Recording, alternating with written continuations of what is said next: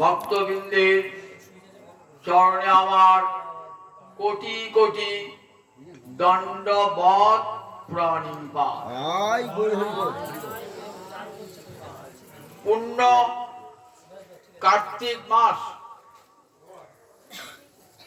বৈষ্ণব মতে এই মাসটির নাম দামোদর মাস। শাস্ত্রে এই মাসটির কত মহিমার কথা বলা হয়েছে।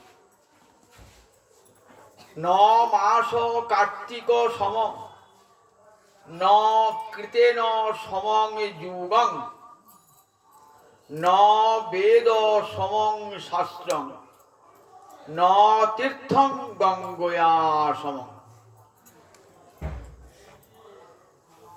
ন মাস কার্তিক সম, কার্তিক মাসের সমান মাস নাই। ন মাস কার্তিক সম, এই মাসটি হরিবল্লভ, এই মাসটি হরি শ্রী গোবিন্দের একান্ত প্রিয় মাস। বছরে 4টি মাসকে বলে নিয়ম সেবার মাস। বৈশাখ মাস, কার্তিক মাস আর মাঘ মাস, এই 3টি নিয়ম সেবার মাস। আর অঘ্রাণ মাসটি ভগবানের বিভূতি।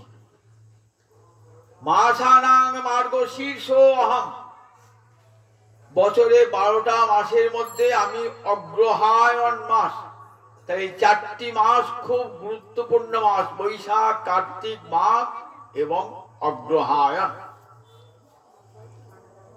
এই 4টে মাসের মধ্যে আবার কার্তিক মাস গোবিন্দের একান্ত প্রিয় মাস। কার্তিক হরি বল্লভ, তাই বলেন ন মাস কার্তিক সম। কার্তিক মাসে ভগবানের যত যত লীলা,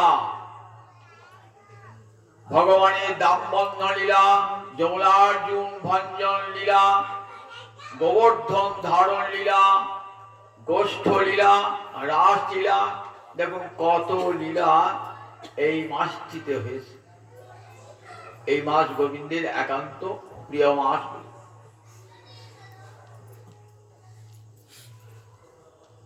ন কৃতেন সমং যুগং, কৃত যুগ মানে সত্য যুগ। সত্য যুগের সমান যুগ নাই। কেন? সত্য যুগে ধর্ম ছিল চতুষ্পাদ, 4 পাদে পূর্ণ। অর্থাৎ সত্য যুগে কোন অধার্মিক ব্যক্তি ছিল না, কোন পাপাচারী ব্যক্তি ছিল না। সকলই ধর্ম সত্য ন্যায়ের পক্ষে। তাই ন কৃতেন সমং যুগং, কৃত যুগের সমান কোন যুগ নাই। ন বেদ সমং শাস্ত্রং, বেদ হলো ভগবানের নিঃশ্বাস। যস্য নিঃশ্বসিতং বেদা, সারা বিশ্বের প্রথম গ্রন্থ বেদ। সারা বিশ্বে যখন কোথাও জ্ঞানের আলো দেখা দেয় নাই, অন্ধকারে আচ্ছন্ন সারা পৃথিবী, তখন ভারতবর্ষের ঋষিরা বেদের আলো জগৎকে দেখিয়েছে।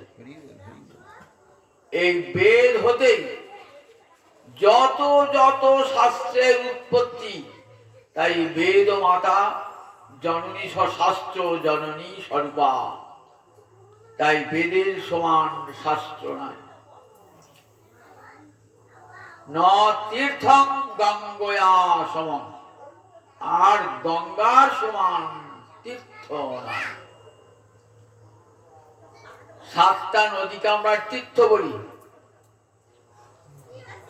গঙ্গা, যমুনা, গোদাবরী, সরস্বতী, নর্মদা, সিন্ধু, কাবেরী।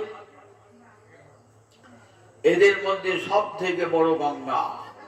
কারণ গঙ্গা একবারে হরিচরণ বিধৌত জল। শ্রীহরির করুণা ধারা নেমে আসছে জলের মধ্য দিয়ে। রাধা মাধবের প্রেমরস গলিত হয়ে গঙ্গা হয়ে এসেছেন। তাই ন তীর্থং গঙ্গয়া সমম। গঙ্গার তীরে যারা বাস করে তারা বৈকুণ্ঠে বাস করে। আচার্য শঙ্কর বলছেন, আমি রাজপদ চাই না, আমি ধনীর কুলে জন্ম চাই না, আমাকে গঙ্গার দুই ক্রোশের মধ্যে একটা গিরগিটি করো, গঙ্গার জলে আমাকে কুমির করো, আমি যেন গঙ্গার ধারে কাছে থাকতে পাই, গঙ্গার হাওয়া লাগে এমন স্থানে দুই ক্রোশ পর্যন্ত গঙ্গা জলে হাওয়া বয়। এই গঙ্গার তীরে বাস বৈকুণ্ঠের সমান বাস। গঙ্গার তীরে রয়েছেন তো, তাই গঙ্গার আদর আমরা বুঝতে পারি না, কাছে থাকা মানুষের আদর হয় না তো। মা গঙ্গা যখন কত দূর দূরান্ত থেকে গঙ্গায় স্নান করবার জন্য আসছেন কত যাত্রী, আমরা গঙ্গার কাছে রয়েছি তো, তাই গঙ্গার মহিমা জানি না। এই গঙ্গার তীরে বসে সুখদেব হরিদ্বারে ব্রহ্মকুণ্ডের তীরে আসন্ন মৃত্যু মহারাজ পরীক্ষিতকে হরিকথা শ্রবণ করেছেন। সেই হরিকথা আবার সুত গোস্বামী নৈমিষারণ্যে ৬০,০০০ ঋষির সভায়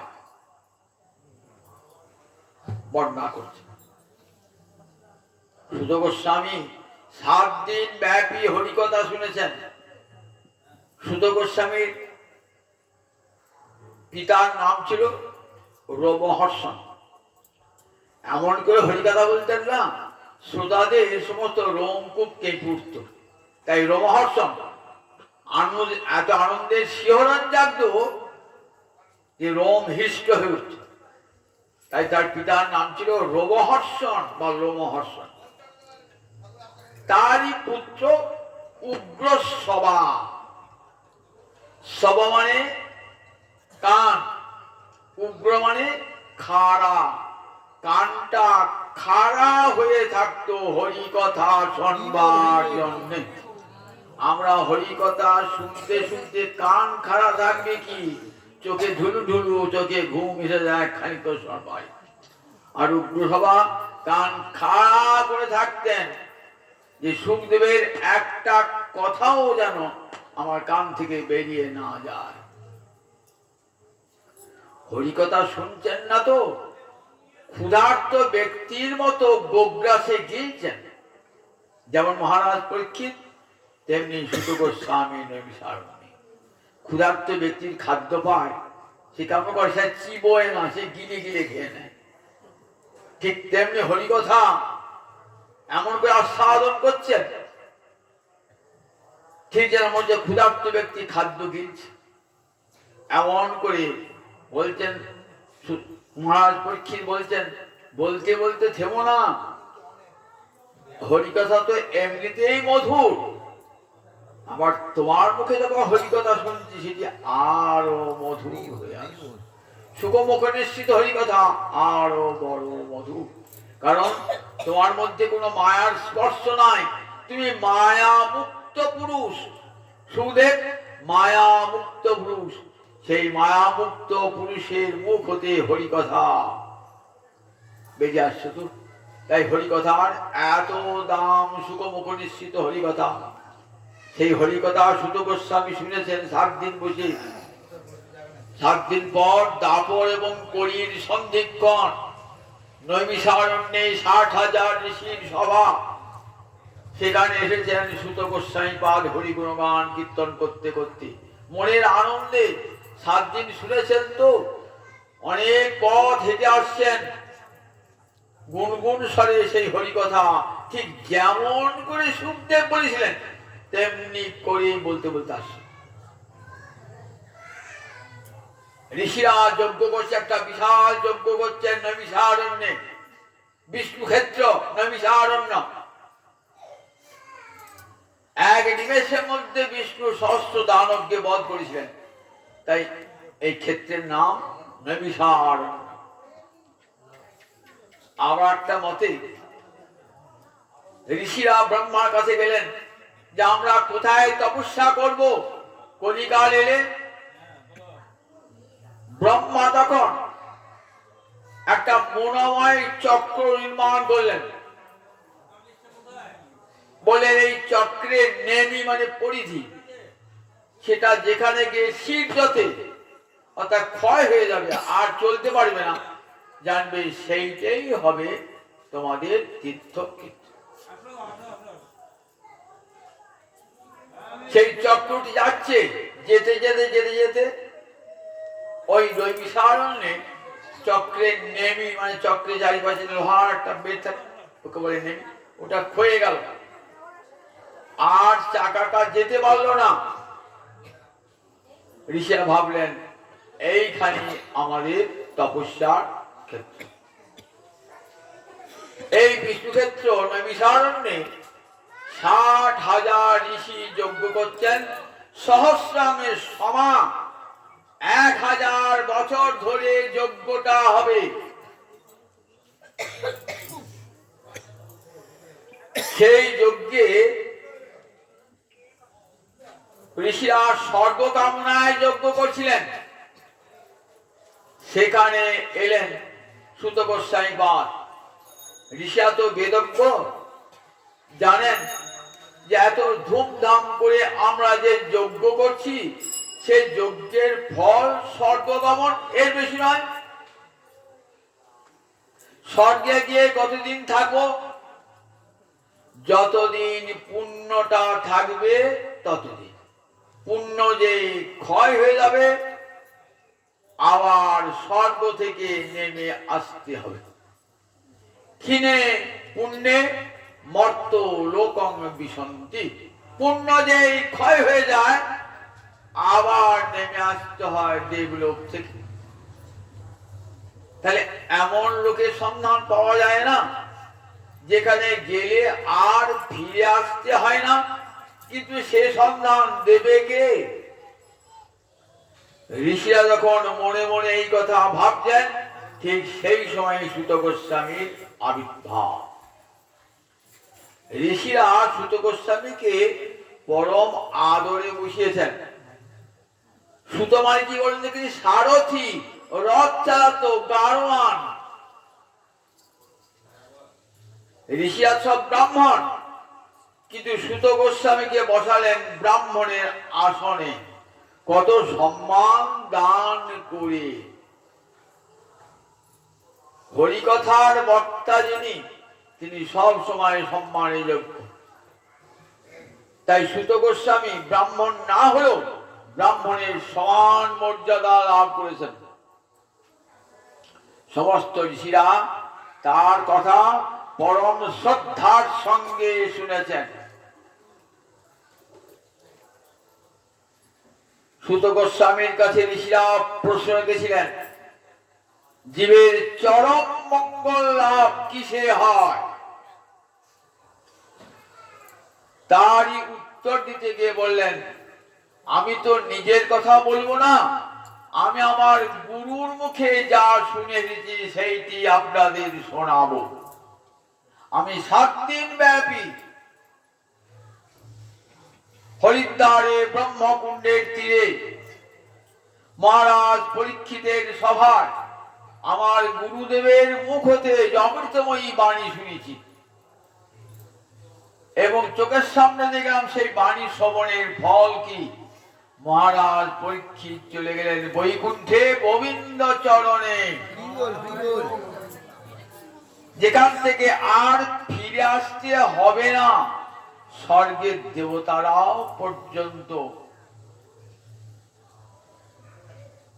মহারাজ পরীক্ষিতকে পরম শ্রদ্ধা সম্মান জানালেন পুষ্প বর্ষণ করে, যে আমরাও এরও পাই নাই, তুমি এমন মহাভাগ্যবান, অভিশাপ পেও তুমি আজ চলে গেলে গোবিন্দ চরণে।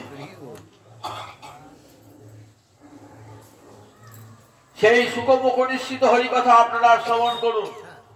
শ্রবণ করলে কোথায় যাবেন? যেখানে গেলে আর ফিরে আসতে হবে না। যদ্গত্বা ন নিবর্তন্তে তদ্ধাম পরমং মম। জগতে যেখানে যান আবার ফিরে ফিরে আসতে হবে, আবার সংসারের ক্লেশ ভোগ করতে হবে। একমাত্র গোবিন্দ চরণে হলো সেই স্থান যেখানে গেলে আর ফিরে আসতে হয় না এবং চির সুখের অধিকারী হয়, সমস্ত ক্লেশের বিনাশ হয়ে যায়। হরিকথার শ্রবণে সে হরিপাদ পদ্ম প্রাপ্তি ঘটে। সেই সুত গোস্বাই পাদ হরিকথা অমৃত শোনাচ্ছেন নৈমিষারণ্যে 60,000 ঋষির সভায়। বলছেন ঋষিগণ, বাসুদেবে ভগবতী ভক্তি যোগ প্রযোজিত জনদাসু বৈরাগ্যম জ্ঞানঞ্চ যদ অহৈতুকম। শোনন ঋষিগণ, ভগবান শ্রী গোবিন্দে যদি ভক্তির উদয় হয় তাহলে সেই ভক্তি হতে জ্ঞান এবং বৈরাগ্য অনায়াসে উৎপন্ন হয়ে যায়। তার জন্য কোনো সাধন করতে হয় না।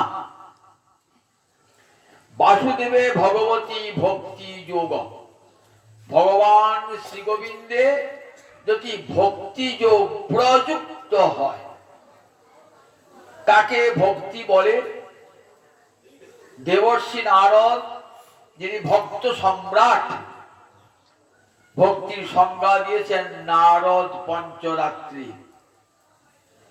সর্বপাধি বিনির্মুক্তং তৎপরত্বেন নির্মলং, সর্বপাধি বিনির্মুক্তং তৎপরত্বেন নির্মলং হৃষিকেন হৃষিকেশ সেবনং ভক্তির উচ্যতে। সর্বপাধি মানে উপাধি মানে অন্য অভিলাষ, গোবিন্দ সেবা ছাড়া আর অন্য কোন অভিলাষ ভক্তের হৃদয়ে থাকবে না। ধর্ম, অর্থ, কাম, বাঞ্ছা এই চতুর্বর্গের প্রতি কোনো আকর্ষণ থাকবে না।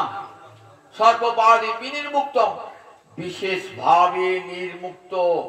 শুধু নির্মুক্ত বলেন নয়, তার আগে একবার বি উপসর্গ যোগ করিয়েছেন। দুটো উপসর্গ করুন, বি একটা নি একটা। বিনির্মুক্ত, বিশেষ ভাবে নির্মুক্ত, বিনির্মুক্ত অর্থাৎ কোন প্রকার অন্য অভিলাষ থাকবে না। গোবিন্দ তোমার সুখের জন্যই তোমার সেবা করছি। হরি তুষ্টি পরো ধর্ম, আমার নিজের কোন সুখের আকাঙ্ক্ষা করে, ধর্ম অর্থ কাম বাঞ্ছা করে তোমার সেবা করছি না। তুমি সুখী হবে বলে তোমার সেবা করছি। তোমার প্রীতি কামনা, আমি যে শ্রবণ কীর্তন আদি করে থাকি সবই তোমার সুখের কামনা। এন সর্বপাধি বিনির্মুক্তম তৎপরত্বেন নির্মলম। গোবিন্দ সেবাতে মনটা নিষ্ঠ হয়, কি হয়? হৃদয়টা নির্মল হয়ে যায়। তৎপর 24টি ঘন্টা গোবিন্দ সেবায় মনকে যদি নিয়োগ করেন, মন আপনা আপনি নির্মল হয়ে যাবে। বিষয় চিন্তায় কি হয়? মন মলিন হয়ে যায়। ধ্যায়ত ভীষণ স্পুংস সঙ্গস্তেষুপজায়তে, গীতা পড়েছেন তো আপনারা? ভাগবত না পড়ুন, গীতা ধয় পড়েছেন। বিষয় ধ্যান করলে কি হয়? আসক্তি জন্মায়। ধ্যায়ত ভীষণ বিষয়ে আসক্তি জন্মায়। কেবল যদি টাকা, বাড়ি, ঘরের কথা চিন্তা করেন না, তাতেই আসক্তি আসবে। সংঘাত সঞ্জায়তে কাম, আসক্তি হতে কামনা জন্মাবে। অপরের টাকা আছে, আসি আসি আমারও হোক। অপরের 5 তলা বাড়ি আছে, আমারও 5 তলা বাড়ি হোক। অপরের 5খানা গাড়ি আছে, আমারও 5খানা গাড়ি হোক। এই কামনা আসবে। সেই কামনার পথে যে বাধা সৃষ্টি করবে তার প্রতি ক্রোধ আসবে। কামাক্রোধ, ক্রোধাৎ ভবতি সম্মোহ, ক্রোধ থেকে সম্যক রূপে মোহ আসবে। ক্রোধ এমনই হিতাহিত জ্ঞান শূন্য হয়ে যায়। ক্রোধে মানুষ হিতাহিত জ্ঞান শূন্য হয়ে যায় যখন ক্রোধ হয় মানুষের। ভালো কি মন্দ জ্ঞান থাকে? ক্রোধে বসে মানুষ মানুষকে খুন করে যাবে, জেল খাটবো, এ জ্ঞান থাকে? থাকে না। তাহলে ক্রোধে এমন সম্মোহ, স্মৃতি ধ্বংস করে যায়, বুদ্ধি নাশ হয়ে যায়, আর তার ফলে পতন হয়ে যায়। তাহলে বিষয় মানুষকে কোথায় নিয়ে যায় বলেন দেখি? আজকে দিনে সমগ্র বিশ্বে এত হানাহানি, হানাহানির মূল কি বলুন দেখি? হানাহানির মূল একমাত্র বিষয় টাকা। সারা বিশ্বকে আজ হিংসন্মত্ত করে তুলেছে, হিংসন্মত্ত। রাষ্ট্র, সমাজ, ব্যক্তি, পরিবার সব আজ হিংসায় উন্মত্ত। একমাত্র অর্থ, অর্থ, অর্থ যায়, অর্থ যায়, আর অর্থ যায়। গীতা বলেছে দেখো তার কুফল। এই অর্থে তুমি সুখী হলে, ভাইকে ফাঁকি দেওয়ার জন্য ভাইকে খুন করলে, ভাইয়ের সম্পত্তি পেলে না, জেল খাটলে। এখানে তো জেল খাটলে, আবার মানুষ খুন করার জন্য নরকে পৌঁছলে কোটি কল্পকাল হয়ে কি সুখটা হলো? বিষয় চিন্তা করে অর্থ পেতে গিয়ে কি সুখটা হলো? নরক খাটলে। তাই খবর বিষয়ে দেখো, যাবৎ নির্বাহ প্রতিগ্রহ, শাস্ত্রে বলেছেন, বৈষ্ণব শাস্ত্র বলেছেন, যেটুকুতে আমার সংসার যাত্রা নির্বাহ হয়, যেটুকু আমার প্রয়োজন, শুধু কৃষ্ণ ভজনের জন্য দেহটা বাঁচিয়ে রাখতে হবে, সেই দেহটার গ্রাসাচ্ছাদনের জন্য যেটুকু প্রয়োজন, তাতেই ভক্ত সন্তুষ্ট থাকে। অতিরিক্ত বিষয়ের লোভ মানুষকে পাপের পথে নিয়ে যায়। তাই বলে কিন্তু কৃষ্ণ ভজনায় চিত্ত নির্মল হয়ে যায়, আর বিষয় বাসনা থাকে না। সর্বপাধি বিনির্মুক্তম তৎপরত্বেন নির্মলম হিসিকেন হিসিকেশ সেবনম। হিসি মানে ইন্দ্রিয়, হিসিকেশ মানে সমস্ত ইন্দ্রিয়ের অধিপতি যিনি। গোবিন্দ হলেন সব ইন্দ্রিয়ের অধিপতি। আমার চোখে তিনি আছেন সূর্য রূপে, আমার কানে তিনি আছেন বায়ু রূপে, আমার জিহ্বায় তিনি আছেন বাঘ রূপে। এমনি করে আমার সমস্ত ইন্দ্রিয়ে তিনি রয়েছেন। বলি আমার ইন্দ্রিয় সচল, আমার চোখ দেখতে পায়, কান শুনতে পায়, জিহ্বা কথা বলতে পারে। যদি তিনি না থাকতেন, আমার জিহ্বা কথা বলতে পারত না, চোখ দেখতে পেত না, কান শুনতে পেত না। এইটা একবার মনে ভাবুন। যেদিন তিনি চলে যাবেন দেহ থেকে, সেদিন চোখ আছে কিন্তু দৃষ্টি শক্তি নাই, কান আছে কিন্তু শ্রবণ শক্তি নাই, জিহ্বা আছে কথা বলবার শক্তি নাই। যে দেহ আপন জ্ঞানে যত্ন করো রাত্রি দিনে, বসন ভূষণ কত বেশ, পরমাত্মা ভগবান যবে হবে হেনে অন্তর্ধান, ভস্য কীটি কৃমি অবশেষ। বলুন দেখি এই দেহের পরিণতি। কত রূপের অহংকার, কত শক্তির অহংকার, কত বুদ্ধির অহংকার, সব অহংকার একদিন চূর্ণ হয়ে যাবে। আমি উচ্চকুলে জন্মেছি, আমি বিরাট বিদ্বান হয়েছি, আমি প্রচুর অর্থের মালিক বলেন, এক শ্মশানে গিয়ে এক মুঠো ছাই হয়ে যাবে। কোথায় থাকবে তোমার বিদ্যার গরিমা, তোমার অর্থের গরিমা? কোথায় থাকবে তোমার বংশের গরিমা? সব শেষ। গোবিন্দ আছেন বলি এই দেহটার মূল্য। যেদিন চলে যাবেন এই দেহ থেকে, সেই দেহটা সেদিন ছাই হয়ে যাবে, এক মুঠো ছাই। তাই হিসিকে ন, যতদিন দুর্লভ মানব জন্মটা পেয়েছ, গোবিন্দ সেবা করে জীবনটাকে সার্থক করে নাও। চোখ আছে, চোখের সার্থকতা আছে গোবিন্দ রূপ দর্শনে, জগতের রূপ দর্শনে নয়। গোবিন্দের রূপ দর্শনে চোখ দুটিকে সার্থক করে নাও। নয়ন তো চায় রূপ দেখতে, আমার গোবিন্দ রূপের মতো রূপ আর জগতে কারও আছে? একেবারে যেই হ্যাঁ সে রাখি রাতে নারী মনোন্মাদন গোড়াচার। রঘুনাথ দাস গোসাই পাদ বলছে, একবার যেই হারে সে আখি ফিরাতে নারে মন উন্মাদন গোড়া চাঁদ। কবিরাজ গোসাই পাদ বলছেন, একবার চেয়ে রাখো আমার গোবিন্দের অঙ্গে উপাঙ্গে কত মাধুর্য। যদি তোমার দেখার মতন চোখ থাকে তাহলে কিন্তু আর নয়ন ফিরাইতে নারে। যদি দেখার মতো নয়নে থাকে তাহলে নয়ন ফিরাইতে নারে। বংশীগানামৃত ধাম লাবণ্যামৃত জন্মস্থান, যে না হ্যারে সে চাঁদ বদন। সে নয়নে কিবা কাজ পড়ুক তাহার মুন্ডে বাদ, সে নয়নে রহে কি কারণ। দুটো নয়ন দিয়েছেন কি জন্যে? বলেন দেখো দুটি নয়ন দিয়ে ওই গোবিন্দ রূপে নয়ন দিয়ে দাও। গোপীরা দেখেছিলেন একবার ওই নয়ন, দুটি নয়ন দিয়ে গোবিন্দ রূপ দর্শন করেছিলেন, আর জগতের কোন রূপ তারা দেখতে পান নাই, ভালো লাগে নাই। যে হেরিবে কৃষ্ণানয়ন তারে করে হে দুনয়ন, বিধি হইয়া হেন অবিচার।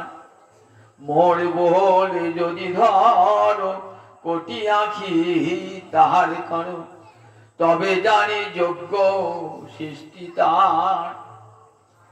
বিধাতা তুমি তো সৃষ্টি করেছো জগতের কত প্রাণী, আমার মানুষকে সৃষ্টি করেছো। দেখো অন্য প্রাণীর দুটো চোখ করেছো, ক্ষতি নাই। মানুষের মধ্যে যারা কৃষ্ণ দেখে না তাদের দুটো চোখ থাকলে ক্ষতি নাই, কিন্তু যারা কৃষ্ণ দেখে তাদের কিন্তু আলাদা চোখ হওয়া উচিত ছিল। কেন? দুটি নয়নে কৃষ্ণ দর্শন করে তাদের তো আশা মেটে না। কেন? কোটি নয়নে দিলে না আমরা অপলকে চেয়ে রইতাম, কেন কোটি নয়ন দিলে না হে।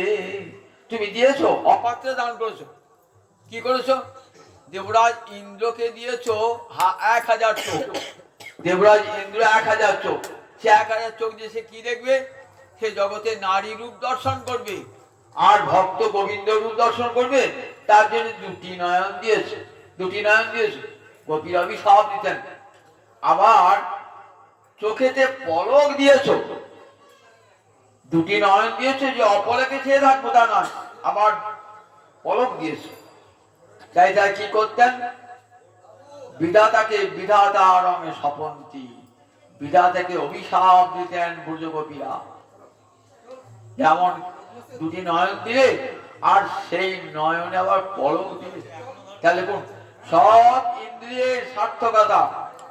কৃষ্ণের মধুর বাণী অমৃতের তরঙ্গিনী, তার প্রবেশে নাহি যে শ্রবণে, কানা করি ছিদ্র সম জানি হসে শ্রবণ। তার জন্ম হইল অকারণে। দুটো কান কি জন্য দিয়েছেন গোবিন্দ? কান দুটো খোলা থাক, চোখে যেমন পলক পড়ে কানে পলক পড়ে না, কিন্তু কান খোলা রেখেছে গোবিন্দ। এই ইন্দ্রিয়টাকে এমন করেছেন না, কিছু না পারো একবার গিয়ে বসো তাহলে হবে। একবার গিয়ে বসো, ওই ঠিক কান দিয়ে হরিকথা ঢুকিয়ে দাও। দেখেছেন তো গোবিন্দ এত করুণা, কান দুটো একবার খোলা রেখে দিয়েছেন যে ঠিক এখানে কৃষ্ণ কথা আসবে। কিন্তু এমন দুর্ভাগ্য, যে কান গোবিন্দ দিলেন তার কথা শুনবার জন্য সেই কান দিয়ে পরনিন্দা পরচর্চা শুনতে কত ভালোবাসি আমরা। দেখুন তার জন্ম হইল অকারণে, বলেন তার জন্ম অকারণে যে দুটো সুন্দর কান পেয়ে কৃষ্ণ কথা শুনল না, তার জন্ম হইল অকারণে। তাহলে সমস্ত ইন্দ্রিয় বলেন কৃষ্ণ সেবার জন্য, হিসিকে ন হিসিকে সেবনম, সমস্ত ইন্দ্রিয় দিয়ে কার সেবা করবে? যিনি আমার সমস্ত ইন্দ্রিয়ের অধিপতি, আমার দেহ মন আত্মার অধিপতি, সেই ভগবান শ্রীহরির সেবার নাম হলো ভক্তি। বাসুদেবে ভগবতী ভক্তি যোগ প্রযোজিত। ভক্তি আরম্ভ হয় কি দিয়ে? বলেন এই ইন্দ্রিয় দিয়ে ভক্তি শুরু হয়। কৃতি শ্রদ্ধা অর্থাৎ চোখ দিয়ে গোবিন্দ দর্শন, কান দিয়ে তার কথা শ্রবণ, জীব দিয়ে তার গুণবর্তন গুণ কীর্তন, চরণ দিয়ে তার ক্ষেত্রে গমন, হস্ত দিয়ে তার শ্রীমন্দির মার্জন, তুলসী চয়ন, মাল্য গুম্ফন, এই সব ইন্দ্রিয় দিয়ে সেবা হচ্ছে গোবিন্দের। বাসুদেবে ভগবতী ভক্তি যোগ প্রযোজিত। জনত্যাসু বৈরাগ্যম জ্ঞানঞ্চ যৎ অহিতম। এই গোবিন্দের ভক্তি হতে কি হয় না, বৈরাগ্য এবং জ্ঞান আপনা আপনি জন্মায়। বৈরাগ্য মানে বিরাগস্য ভাব বৈরাগ্য। বিরাগ শব্দের দুটো অর্থ, বিগত রাগ অর্থাৎ রাগ মানে আসক্তি, আসক্তি চলে গেছে সংসারের প্রতি, স্ত্রী পুত্র টাকা পয়সা কিছুই ভালো লাগে না, তাকে কি বলে? বিরাগ। সেই বিরাগের ভাবকে কি বলে? বৈরাগ্য। তাহলে একটা অর্থ হয় বিরাগ শব্দের অর্থ আসক্তি শূন্যতা, আর একটা বিশিষ্ট রাগ। বি উপসর্গের দুটো অর্থ এখানে। বিশিষ্ট রাগ বিশেষ ভালোবাসা, গোবিন্দকে বিশেষ ভালোবাসা। সবাই গোবিন্দ দেখছে কিন্তু আপনার গোবিন্দ দর্শন কি পৃথক। সবার গোবিন্দ দর্শন আর আপনার গোবিন্দ দর্শন পৃথক। মহাপ্রভু পুরীধামে জগন্নাথ দর্শন করছেন তো, তা মহাপ্রভু সন্ন্যাসী তো, নারী মুখী দর্শন, অঙ্গ স্পর্শ দূরের কথা, নারী মুখী দর্শন করতেন না। একদিন জগন্নাথ মন্দিরে এত লোকের কোলাহল, এত লোকের ভিড়, মহাপ্রভু জগন্নাথ কোথায়? ওই গরুর স্তম্ভের কাছে দাঁড়িয়ে দেখতেন তো, খুব ভিড়।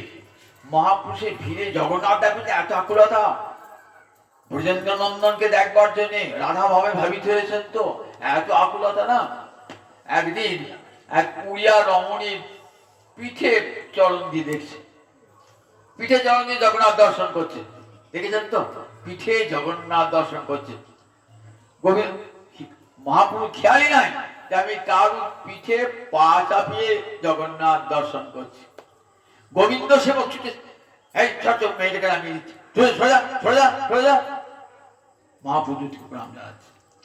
মহাপ্রভু দূর থেকে প্রণাম জানাচ্ছে, বলছে দেখো ও তো দেখছে, তাইও না, দেখো কেমন আদি বসছে, আমরা দেখলাম, আমরা বলি না দেখলা, দেখে যেন কোনোদিন দেখে নাই কাউকে, করে দেখা, তাকে বলে আদি বৈশা। দেখো ও করে দেখছি, দেখো ও দেখো কেমন জগন্নাথ দর্শন দেখেছো, গোবিন্দ তারাস না, দেখ ঠিক দেখলার মতন না, দেখছি জগন্নাথ দর্শন করে যারা কোনোদিন দেখে নাই। তার দেখা দিকে এমন প্রশংসা করছেন মহাপ্রভু। তা দেখুন এটা এই যে বিশিষ্ট দর্শন, বিশিষ্ট রাগ, বিশিষ্ট দেখা। একজন সাধারণ মানুষ দেখা যাচ্ছে রাস্তা দিয়ে, আমার দুটো হাত সেই দেখা, আর আপনি ভক্ত মানুষকে জোহাত করে দেখছে অনেকক্ষণ, আহা নয়ন জুড়ানো বুদ্ধি, তাহলে দুটো দেখে হলো। আমরা দেখা তার বিশিষ্ট দর্শন, আমরা আরাধ্য দেবতার দর্শন করে অন্তরে সুখ পাচ্ছেন, গোবিন্দ রূপ দর্শন করে আনন্দে সুখ পাচ্ছেন, আর রাস্তায় ঠুকোচ্ছে ও কোথায় তাহলে এক দেখা হলো। তাহলে বিশিষ্ট রাগ, বিশেষ ভালোবাসা, বিশেষ ভালোবাসা। আপনি বাড়িতে হরিনাম দিচ্ছেন, অষ্টমী দিচ্ছেন, কোথায় বাবা মরেছে মা মরেছে কোথায় করেছে ভালোবাসা নেই, ও কোথায় কোনো একটা সবাই বলেছে না করলে হয় করলেন, বিশেষ ভালোবাসা নিয়ে সাধাভাবে করলেন। আর আমি না, আমার পিতৃদেব তুষ্ট হবেন, আমার মাতৃদেবী তুষ্ট হবেন, আমার অন্তর পূর্ণতা লাভ করবে। এই আদর করে যখন বৈষ্ণব আদর করলেন, সেবা করলেন, তখন বিশেষ আসক্তি, পার্থক্য নাই। সবাই তো ঘরে ঘরে ভাগবত পাঠ করে, হরিনাম পুজো করে, সবার বাড়িতে ঠাকুর আছে, সবার বাড়িতে সেবা আছে, সবার বাড়িতে গোপাল আছে, একটা গোপাল রেখে দিয়েছে আলমারির মধ্যে ভরে রেখে দিয়েছে গোপালকে। আমার গোপাল আছে, জন্মাষ্টমী খাওয়াই, নিজে যা খাচ্ছে দেখাচ্ছে, একটু হাতে সব খেয়ে দিলে ঠাকুরকে খেতে দিবে। তো সবাই থাকে, সবাই আমার ঘরে গোপাল আছে, গোপাল তো সবাই রাখে। তার গোপালের সেবা, ভক্তের সেবা আর অভক্তের সেবা এখন রাখি। ভক্তের সেবা একটা বিশিষ্টতা থাকে, ভালোবাসা থাকে। তার হবে আহা, আমি যেটা খেতে ভালোবাসি, আমার গোবিন্দ গোপাল সেটা খেতে ভালোবাসে। গোপালের বেলায় কি আছি, নকুল দান এনে দিচ্ছি, আর নিজের নাতিকে কি খাওয়াচ্ছে, রাজভোগ এনে খাওয়াচ্ছে। ও ভালোবাসে না তো, ওকে এই জিনিস দাও। তোমার গোপাল ভালোবাসে না? গোপাল নকুল দানা খাবে? ঠকঠকে বাতাসা, কাঠির মতো বাতাসা গোপালকে দিয়েছ, তাহলে কেমন? দেখো দুটো ভালোবাসা কত পার্থক্য। আমার নাতি খেতে ভালোবাসে, পড়ানে বান্ত এনে দাও, ও মিষ্টি মুখে রাজভোগ এনে দাও, নাতি খেতে ভালোবাসে। তোমার গোপাল ভালোবাসে না, গোপালকে দেবে না? তাহলে দেখুন, ভক্তের বাড়ির সেবা আর সাধারণ সেবা এক হলো। অনেকের বাড়িতে গোপাল আছে, অনেকের বাড়িতে ঠাকুর আছে, অনেক সেবা আছে। তাই কৃষ্ণের বিশিষ্ট রাগ, বিশেষ আসক্তি ভগবানে, এই নাম বিরাগ। এই বিরাগের ভাবকে বলে বৈরাগ্য। এই বৈরাগ্য বলে আপনা আপনি এসে যায়, আপনা আপনি এসে যায়, চেষ্টা করতে হয় না। কখন এসে যায়? হৃদয়ে হরি ভক্তি উদয় হলে আপনা আপনি এসে যায়। চেষ্টা করে বৈরাগী সাজতে হয় না। মন্না রাঙায়, বসন রাঙায়, কি ভুল করিনি যোগী, কত বৈরাগী আমরা রাস্তা দিয়ে দেখি। বৈরাগী দিয়ে বলছে মন্দির করবো দাও, 500 টাকা দাও, 5000 টাকা দাও, মঠ নির্মাণ করবো দাও, 5000 টাকা দাও। বিশাল মন্দির বানিয়ে ফেলেছে, সংসার ছেড়ে দিয়েছে, বিশাল মঠ মন্দির মঠ প্রতিষ্ঠা করেছে, হাজার হাজার লোক খাচ্ছে, ব্যাংকের সঙ্গে যোগাযোগ, ওই কোর্টের উকিলের সঙ্গে যোগাযোগ। দেখুন কেমন ভজন করছি, কেমন দেখুন একবার। সংসার ছেড়ে বৈরাগী হলো, বৈরাগী হয়ে এমন সংসার নিয়ে বাঁধলো। নিজের সংসার ছিল, ভালো একটা ছেলে ছিল, মেয়ে কেউ ছিল না, ও বাবা 50টা লোক নিয়ে কারবার মঠে মন্দিরে। কেমন বৈরাগীর দশাটি হলো একবার দেখুন।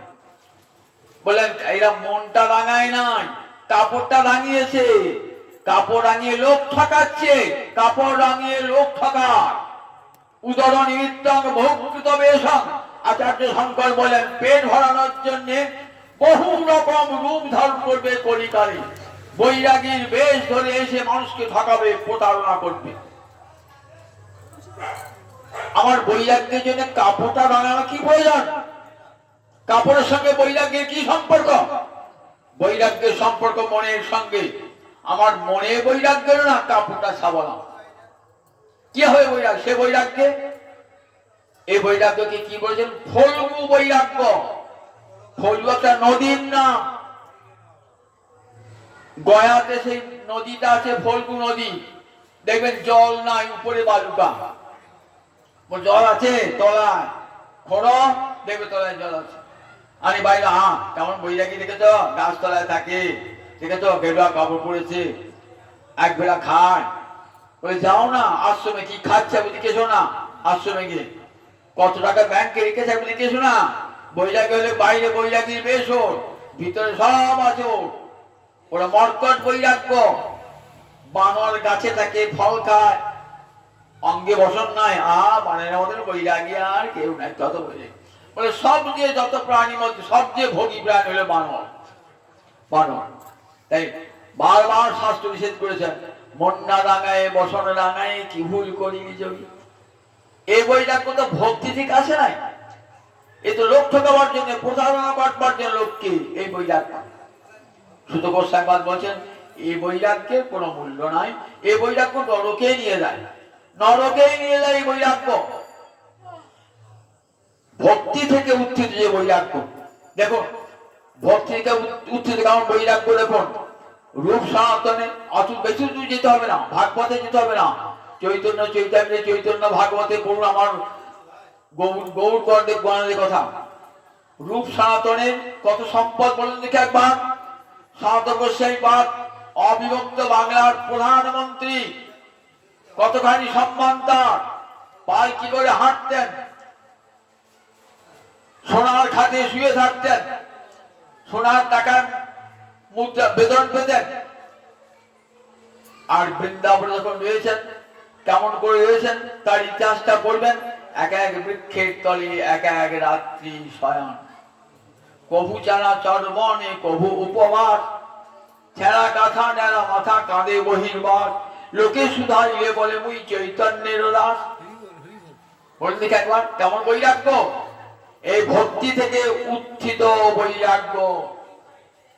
কৃষ্ণ ছাড়া গৌর ছাড়া কিছুই জানেন না, যিনি খালি পায়ে চলতেন না, নগ্ন পায়ে চলেছেন, পায়ে ফোঁসটা পড়ছে। মহাপুরু আছেন টোটা গোপীনাথে, সনাতন গোস্বামী পাদ এসেছেন পুরী ধামে। এসে কোথায় রয়েছেন সনাতন গোস্বামী পাদ? যেখানে হরিদাস থাকেন সেখানে। কোনো ভালো জায়গায় থাকবেন না, মহাপুরু যেখানে থাকেন সেখানে যাবেন না। কেন? সেখানে সব মহাত্মারা আছেন। আমার অঙ্গে স্পর্শ হবে তো অপবিত্র হয়ে যাবে। সনাতনকে স্পর্শ করলে অপবিত্র হবে? সনাতন উচ্চ কোটির ব্রাহ্মণ, রাজবাড়ির ছেলে, কর্ণাটকের রাজবংশের সন্তান সনাতন গোস্বামী পাদ। কর্ণাটকের রাজগুরু এবং রাজবংশের সন্তান সনাতন গোস্বামী পাদ। আবার এত পাণ্ডিত্য সনাতন গোস্বামী পাদের, যারা তার বৃহৎ ভাগবতামৃত পড়েছেন, হরিভক্তি বিলাসের ব্যাখ্যা পড়েছেন, দেখবেন এত বড় পাণ্ডিত্য তৎকালীন যুগে খুব বিরল দৃষ্ট। উচ্চকোটির ব্রাহ্মণ, আবার উচ্চ পদে রয়েছেন সনাতন গোস্বামী পাদ, কোটি কোটি টাকার মালিক। সর্বস্ব পরিত্যাগ এক মুহূর্তে, যেদিন গৌরহরিকে দর্শন করেছেন সেদিন থেকে সব ত্যাগ হয়ে গেল, বাসনা বসন খুশি গেছে। বৃন্দাবনে মাধুকরি করে খাচ্ছেন। কোথায় শুয়ে আছেন? গাছ আজ সে মদন মোহনের মন্দির যদি যান যমুনার তীরে, সেখানে শুয়ে আছেন, গাছ তলায় শুয়ে আছেন সনাতন গোস্বামী পাদ। এককালে বাংলার অবিভক্ত বাংলার প্রধানমন্ত্রী শুয়ে আছেন ঘাসের উপরে, চোখের জলে ভাসছেন, হা গৌর হরি, হা প্রাণনাথ, ওগো রাধা রানী, ওগো গান্ধর্বিকা, দেখা দাও, ললিতা বিশাখা দেখা দাও, কৃপা করো বলে কাঁদছেন বৃন্দাবনে। ওই যমুনার তীরে গাছতলায় শুয়ে কাঁদছে। মদন মোহনকে বুকে করে কাঁদছে। মদন মোহনকে কি খাওয়াবেন? মদন মোহনকে কোথা থেকে দুটি একটু ময়দা পেলেন, ময়দা পেলেন, ছাতু পেলেন, সেই টেনে খাওয়াচ্ছেন সনাতনকে। বৃত্ত হয়ে গেছেন সনাতন গোস্বামী পাদ। কি করবেন? ওই কাঠে আগুন জ্বালিয়ে একটু ময়দা পিষে সেটাকে রুটি করে বানিয়ে দিলেন। দেখতে পেতেন না ভালো করে, রুটি পুড়ে যাচ্ছে। মদন মোহন বলছে, আমাকে একটু ভালো করে রুটি দিতে পারি না, রুটি পুড়ে যায়, রুটি পুড়ে যায়, একটু ঘি মাখিয়ে দিস না। বলে, আমি কোথায় পাবো? আমি সন্ন্যাসী, তুই ভালো মন্দ খেতে হলে ধনীর ঘরে যাও, আমি পারবো না। তো কেমন সেবা রেখেছেন, দেখেছেন কেমন সেবা। চোখের জলে মদন মোহনকে ছাড়বেন না সনাতনকে। ছুটে মদন মোহন ভিক্ষা করতে গিয়েছেন মথুরায়, মদন মোহনে ভিক্ষার ঝোলায় ছুটে এসে মদন মোহন চেপেছেন। এত ভালোবাসেন মদন মোহন সনাতনকে। দেখুন একবার, জানেন হৃদয়ের ভালোবাসাটা কত সনাতনে। সনাতনে হৃদয় জোড়া ভালোবাসা। সব নিজের স্ত্রী রয়েছে, পুত্র রয়েছে, অর্থ রয়েছে, আর ভালোবাসা আছে? কোথাও ভালোবাসা নাই। রূপ গোস্বামী পাদ, সনাতন গোস্বামী পাদ, দেখুন সব এরা টাকার পাহাড়ে শুয়েছিলেন। সব ছেড়ে দিয়ে কোথায় শুয়ে আছে? বৃন্দাবনে গিয়ে ছেঁড়া কাঁথা নেড়া মাথা কাঁদে বহির্বার, হা গৌর প্রাণনাথ, হা নিতাই প্রাণনাথ বলে কাঁদে, হা রাধারানী বলে চোখের জলে ভাসছে। রঘুনাথ দাস গোস্বামী রাজার ছেলে, কি বৈরাগ্য একবার দেখে। রঘুনাথ দাস গোস্বামী পাদ আদি সপ্তগ্রাম, আজ গিয়ে দেখতে হবে রঘুনাথ দাস গোস্বামী ভিটে আছে। রাজার ছেলে, জ্যাঠা বাপ জ্যাঠার একমাত্র সন্তান। তৎকালীন যুগে 12 লক্ষ টাকার আয়, 20 লক্ষ টাকা আয় হতো, আর 12 লক্ষ টাকা সরকারকে দিতে হতো, 8 লক্ষ টাকা যে থাকতো। তারপরে জমি জায়গা ছিল, আবার বাণিজ্য শুল্ক পেতেন, কোটি কোটি টাকার মালিক। সংসারে টাকা অর্থ ধরে রাখতে পারলো, সংসারে ধরে রাখতে পারলো। ঘরে সুন্দর বউ এনে দিলেন, থাকলো মন টিকলো। মন যে একবার গৌরহরি চরণে দিয়েছেন না, সন্ন্যাস করে আমার মহাপ্রভু এসেছেন। কোথায় এসেছেন? সন্ন্যাস করে মহাপ্রভু অদ্বৈত ভবনে এসেছেন, শুনতে পেয়েছেন। একবার গৌরহরিকে দর্শন করবেন, গৌরহরির চরণে এসে পড়েছেন। ছোটবেলায় কৃপা পেয়েছেন, কার কৃপা পেয়েছেন? হরিদাস ঠাকুরের কৃপা পেয়েছেন। হরিদাস ঠাকুরের ভক্তের চরণ ধুলা বৈরাগ্য এনে দেয়। ভক্তের চরণ ধুলা যদি কেউ পায় না মাথায়, তাহলে বৈরাগ্য আপনা আপনি এসে যায়, চেষ্টা করতে হয় না, আপনা আপনি এসে যায়। দেখুন সেই সনাতন রঘুনাথ দাস গোস্বামী পাদ পুরী ধামে কেমন করে খাচ্ছেন দেখুন একবার। এত বড় রাজার ছেলে দাঁড়াচ্ছেন, একবার বোধহয় আনন্দবাদের ছত্রে দাঁড়াচ্ছেন। সুন্দর চেহারা তো, দেখে সবাই ভালো মন্দ খেতে দিতে। জিজ্ঞাসা করছেন, গোবিন্দ কে? গোবিন্দ রঘুনাথ কি করে খায় রে? তারপরে ছত্রে মেঘে খায়। ছত্রদারে ভিক্ষাবৃত্তি বেশ্যার আচার। শুনতে পারলেন? ছত্রদারে যদি কেউ ভিক্ষাবৃত্তি করে, তাই ঠিক বেশ্যার আচার বলে মনে হয়।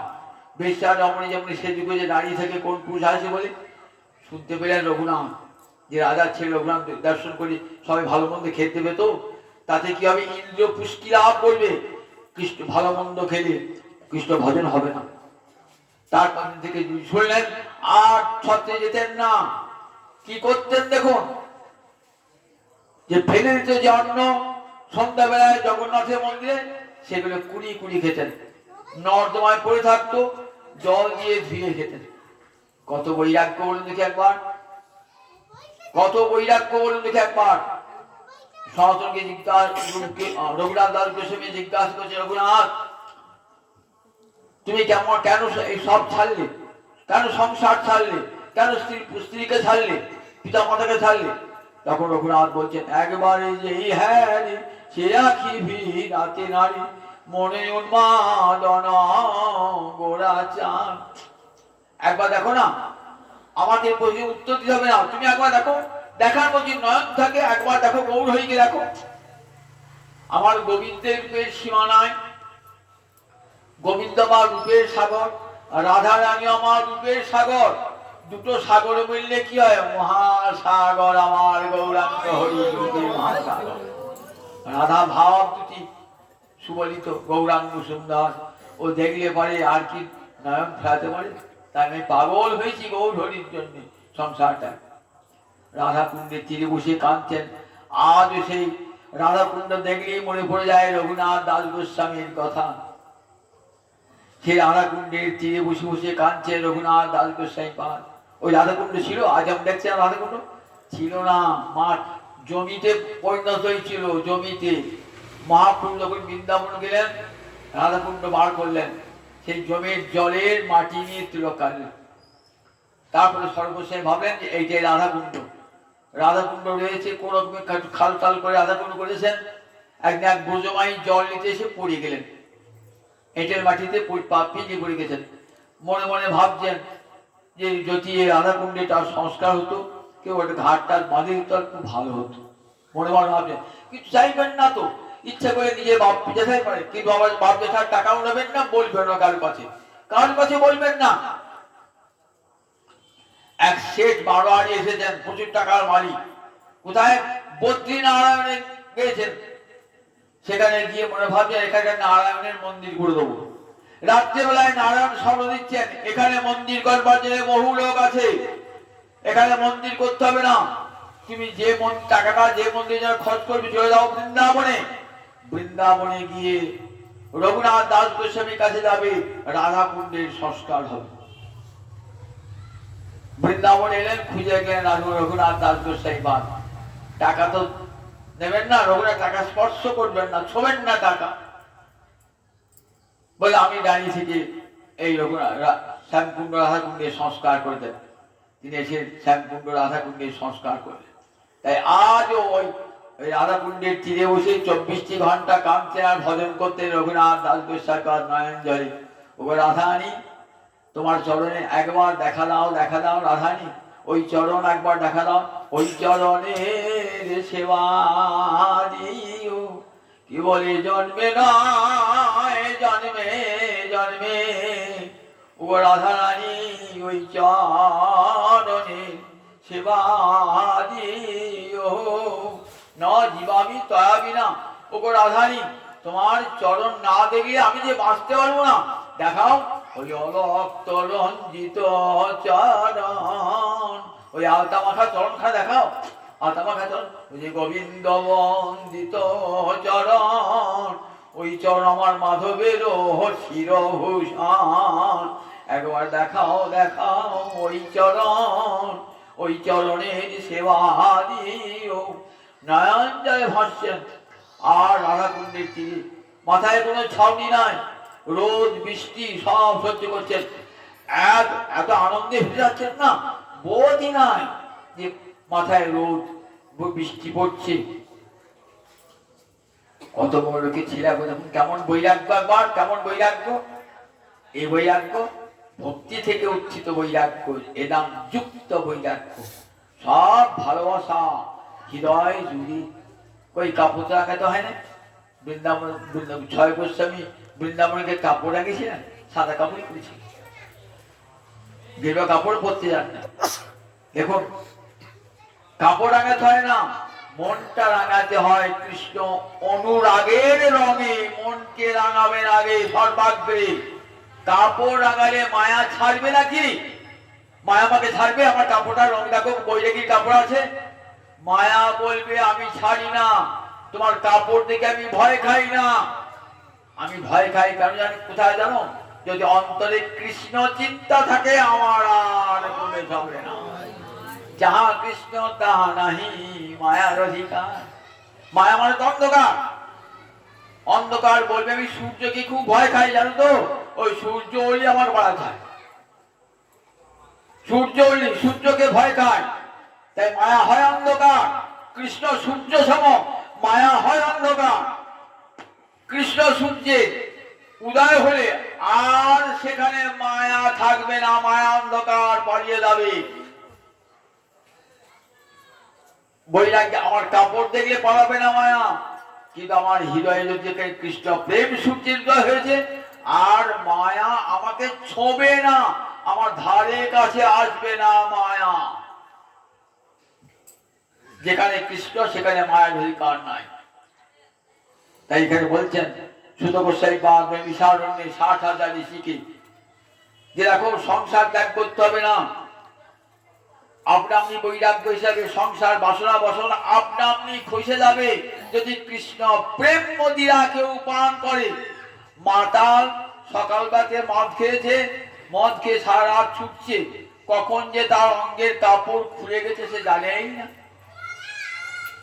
ঠিক তেমনি একবার যদি কৃষ্ণ প্রেম মদিরা কেউ পান করে, কৃষ্ণ প্রেমে সে উন্মাদ হয়ে যায়, তখন বাসনা বসন আপনা আপনি খুলে যাবে, কোনো চেষ্টা করতে হয় না, আপনা আপনি খুলে যায় বাসনা বসন। তাহলে এই বৈরাগ্য আপনা আপনি এসে যায়। কৃষ্ণ প্রেমের সাধনা করো। সমস্ত গোস্বামী পাদ দাও শ্রীমদ ভাগবত উচ্চকণ্ঠে বলেছেন কারু সাধনা করতে হবে না, ভক্তি মহারানীর সাধনা করো। ভক্তি শ্রবণং কীর্তনং বিষ্ণু শরণং ভাব সেবনং অর্চনং বন্দনং দাস্যং সক্ষম আত্মনিবেদনম। এই 9টা ভক্তি মহারানী একটা অঙ্গের উপাসনা করা ধারী হবে। যেখানে হরিকথা হচ্ছে কানটা পেতে দাও, যেখানে হরিগুণ কীর্তন কানটা পেতে দাও। বলে মায়া আপনি পালাবে।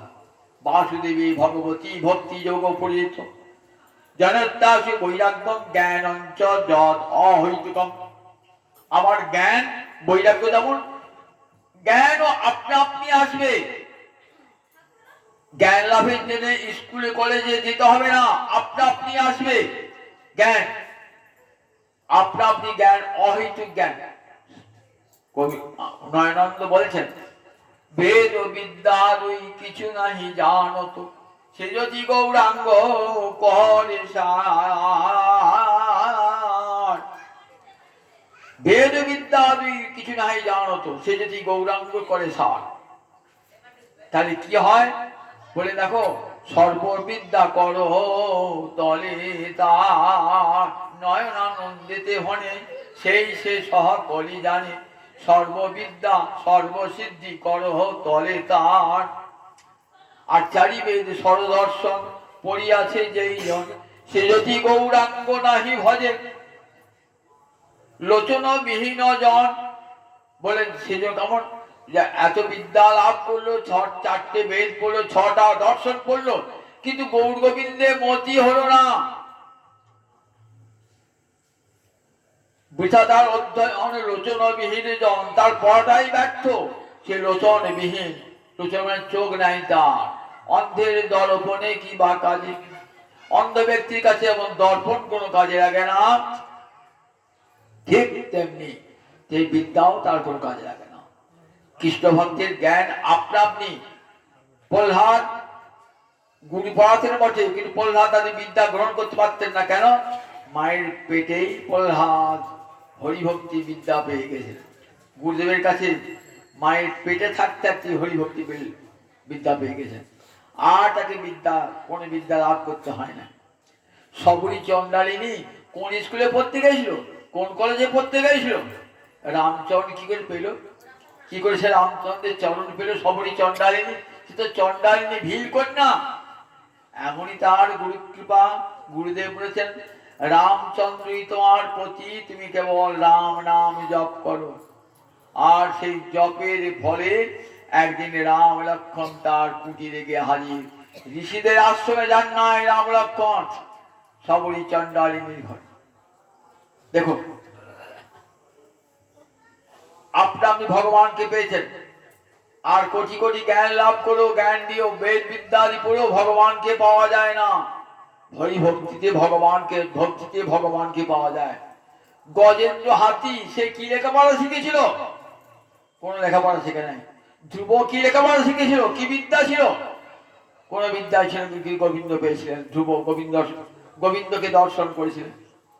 গজেন্দ্র কোন বিদ্যা ছিল না, সে হাতি, সে গোবিন্দকে পেয়েছিল, গোবিন্দের কৃপা পেয়েছিল। তাহলে বাসুদেবে ভগবতী ভক্তি যোগ প্রযোজিত। তাই হরি মহাদেবের চৈতন্য চৈতামৃতে দেখবেন রায় রামানন্দ সংবাদ আছে, সেখানে রায় রামানন্দকে মহাপ্রভু জিজ্ঞাসা করছেন, বিদ্যা মধ্যে, গুরু কহে বিদ্যা মধ্যে কোন বিদ্যা সার? রায় কহে কৃষ্ণ ভক্তি বিনা বিদ্যা নাহি আর। কৃষ্ণ ভক্তি আসল বিদ্যা। অনেক লেখাপড়া শিখলাম, কিন্তু কৃষ্ণ চরণে মতি হলো না, সে বিদ্যার মুখে ছাই। হরিনা জানিয়ে লাখো জানো যদি, সে জানা কেবল ছাই। ওই বিদ্যা দিয়ে টাকা উপায় হয়, মান যশ প্রতিষ্ঠা খ্যাতি হয়, বাড়ি ঘর হয়, সুখ হয় না কোনোদিনই, শান্তিও হয় না কোনোদিনই। বললেন দেখো, যে আসল বিদ্যাটি পাও, কৃষ্ণ ভক্তি বিদ্যা, অন্তর সুখে ভরে যাবে, শান্তিতে ভরে যাবে, জীবন হে পবিত্র, জীবন নির্মল জীবন হয়ে যাবে, স্বর্গীয় দিব্য জীবন লাভ করবে যদি এই বিদ্যা লাভ করবে। তাই সুত গোসাই পাদ বলছেন, ঋষিগণ তোমরা তো বেদ বিদ্যায় পারদর্শী, কিন্তু কৃষ্ণ চরণে ভক্তি নাই। বলে দেখো, বেদ বিদ্যা দ্বারা কৃষ্ণ ভক্তি হয় না। গুরু কৃপার পরশ না পেলে, সাধু মহাত্মার চরণ ধুলি মাথায় না বাগড়ে হরি ভক্তি লাভ হয় না। সাধু মহাত্মার চরণ ধুলিতে গুরু কৃপা লাভ করে, হরি ভক্তি লাভ করে জীবন ধন্য হয়ে যায়। যজ্ঞের ফলে তোমাদের হৃদয়, আগে যজ্ঞের ধোঁয়ায় দেহ মলিন হবে, আবার ভিতরটাও মলিন হবে, কিন্তু কৃষ্ণ ভক্তিতে অন্তর হবে তেমন নির্মল অন্তর হবে। অন্তরে ভক্তি কমল ফুটে উঠবে, জীবন ধন্য হয়ে যাবে, সার্থক হয়ে যাবে। আমার মহাপ্রভু সেই হরিভক্তি বিদ্যা জগৎকে দান করবার জন্যই এলেন। বলেন দেখো, কিছুই করতে হবে না, কোনো সাধন ভজন চাই না, ভক্ত সঙ্গে বসে বসে হরি কথা কান পেতে শোনো, আর খঞ্জনি বাজে হরে কৃষ্ণ কৃষ্ণ কৃষ্ণ হরে হরে, হরে রাম রাম রাম হরে হরে। এই তো মুক্তির মন্ত্র, এর চেয়ে আর পরম বিদ্যা নাই। মানব জীবনকে ধন্য করতে চাও, সার্থক করতে চাও, এমনি করে গুরু কৃপা লাভ করে ভক্ত সঙ্গ লাভ করে হরি কথা শ্রবণ করো আর হরিনাম কীর্তন করো, জীবন ধন্য হয়ে যায়। তাই যাই তাই রাধে কৃষ্ণ গোবিন্দ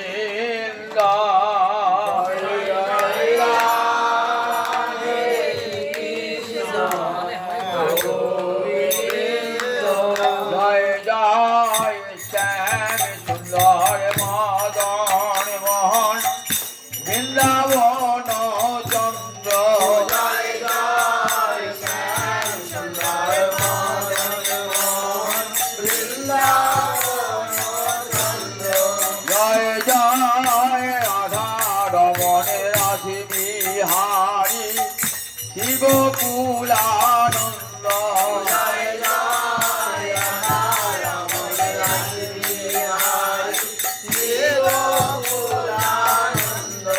জয় জয় রাসেশ্বরী বিনোদিনী ভানুকুল চন্দ্র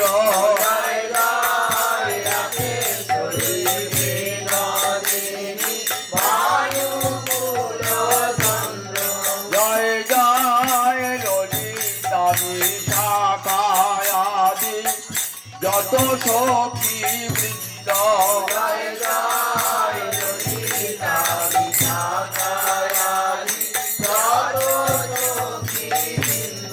জয় জয় কাত্যায়নী পৌর্ণমাসী আর বীরা বৃন্দ জয় জয় কাত্যায়নী পৌর্ণমাসী আর বীরা বৃন্দ জয় জয় শিরূপমঞ্জরী রতি মঞ্জরী আনন্দ জয় জয় শিরূপমঞ্জরী রতি মঞ্জরী আনন্দ জয় জয় কৃপা করি দেহ যুগল চরণারবিন্দ জয় জয় কৃপা করি দেহ যুগল চরণারবিন্দ জ্ঞান আকুল প্রাণে গাইতে পারি জয় রাধা গোবিন্দ